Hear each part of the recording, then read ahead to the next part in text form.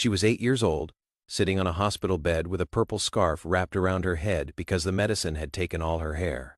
Her name was Amara, and she looked up at her father with those big, serious eyes and asked him the one question no child should ever have to ask their parent. "Daddy, are we losing?" Her father, James, couldn't answer. His throat closed up completely, because the honest answer was sitting on his phone screen, a bill for $61,000, and a bank account with $43 left in it.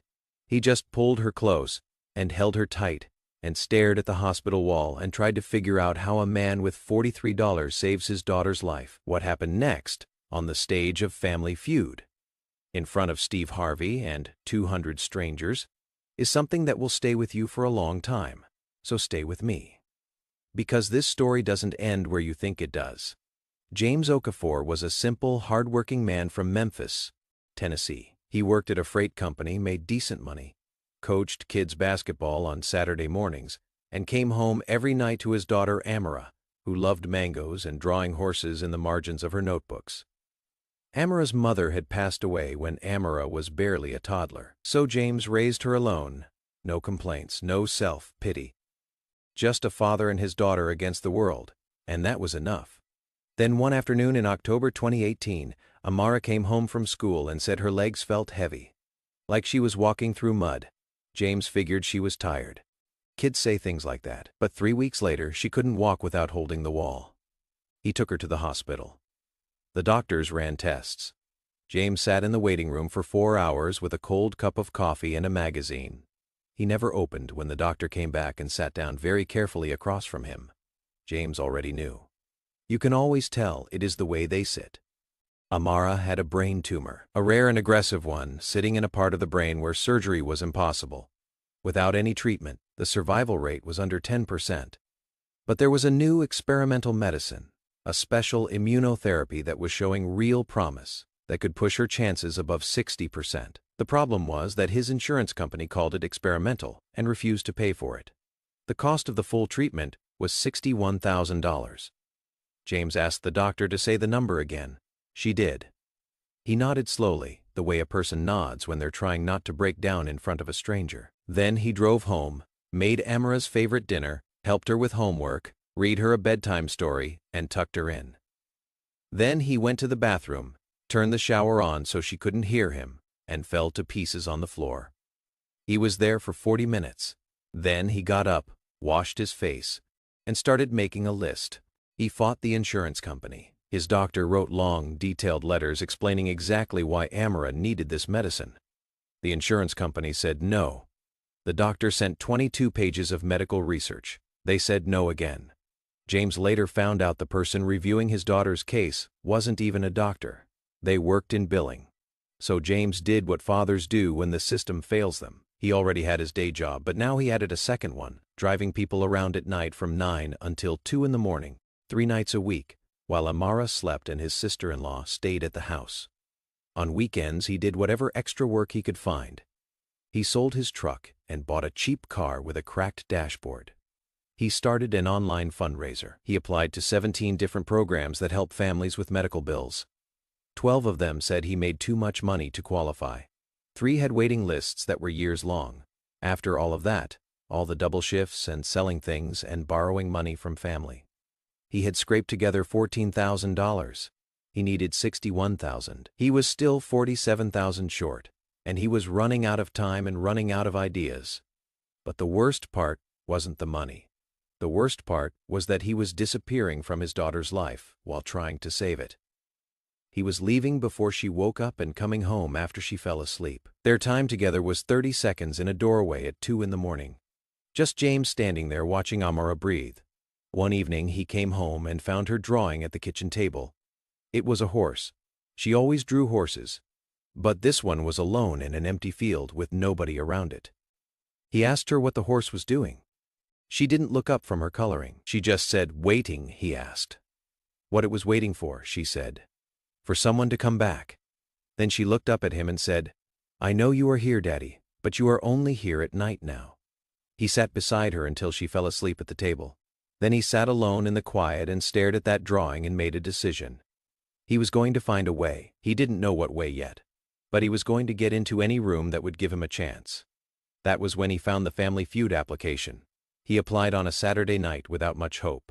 He got a call back in 11 days. He borrowed $300 from his brother for the plane ticket and flew to Atlanta with his team, his sister-in-law, 2 cousins, his co-worker, Darnell, and his 71-year-old neighbor, Miss Carroll, who said she had been watching Family Feud since before James was born and absolutely was not missing this. Amara stayed back in Memphis at the hospital with a tablet so she could watch. She made James promise to wave at the camera, he promised. The competing family was good. Loud and confident and ready. James was quiet. He shook everyone's hands and managed a smile. But the circles under his eyes were so dark they looked like bruises. A makeup artist backstage tried to cover them before the taping. She couldn't. His team won the main game, and then came fast money. The round where one person answers 5 questions in 20 seconds. Then a teammate tries to get the total to 200 points to win the big prize. James went first. The lights were hot and bright. His hands were steady. He answered all 5 questions without pausing, without flinching, like a man who had already been through things much harder than a game show and knew exactly why he was standing there. He scored 141 points. Darnell went second and added 54 total, 195. They needed 205 points short. The red lights flashed. The buzzer went off, and James stood at that podium completely still, staring at the number on the board, not moving, not speaking, just absorbing it. Like a man who had expected this kind of news because that was the kind of year he had been having. Steve Harvey walked over slowly. He had been watching James all day. Something about the way this man carried himself told Steve this was not an ordinary contestant. He had already asked a producer to pull the backstory and read it twice. Now he stood beside James and asked quietly, just between the two of them, "You okay?" James looked at him and said, "Not really," Steve said. "Tell me why." And right there on that stage, James told the whole story. The tumor, the insurance denials, the second job, the $43, the drawing of the horse, Amara.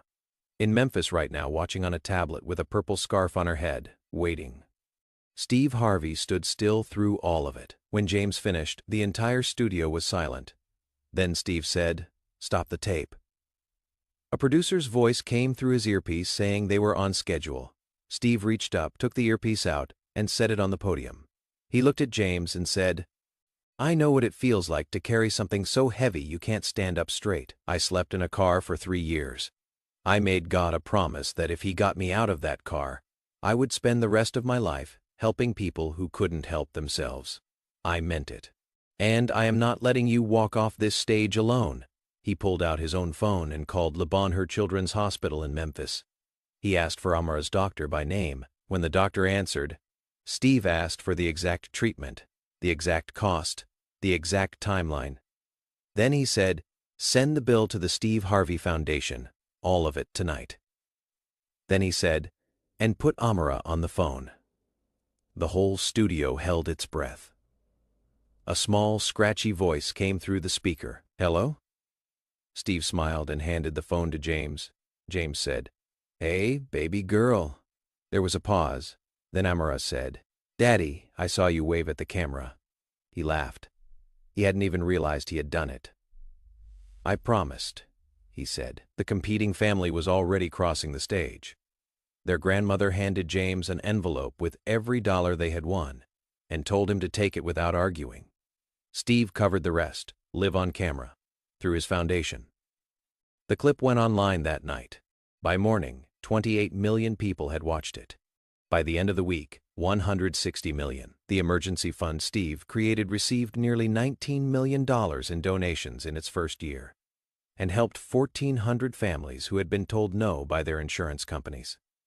14 months later, Amara's doctor called James at 7 in the morning to tell him the tumor was not growing anymore. The treatment was working. James sat down on his kitchen floor and cried with the door wide open in the morning sunlight. Amara walked in, sat beside him, put her head on his shoulder and said, "I always knew Daddy. She is 11 now. She plays soccer. She is writing a book about a girl who can talk to horses. She wants to be a doctor when she grows up so she can be the one who says yes when insurance companies say no." James still has that drawing she made. the horse alone in the field waiting. He had it framed and put it on his desk. After she came home from the hospital, Amara added 4 words to the bottom of it in her own handwriting. The horse came home. James went to the edge of everything a father can bear, and Steve Harvey was standing there at exactly the right moment. That is not luck. That is what happens when one person refuses to look away. If this story meant something to you, share it with someone who needs to hear it today. And subscribe to this channel right now, because every single week we bring you one story exactly like this one. Real people, real pain, and the moments that remind us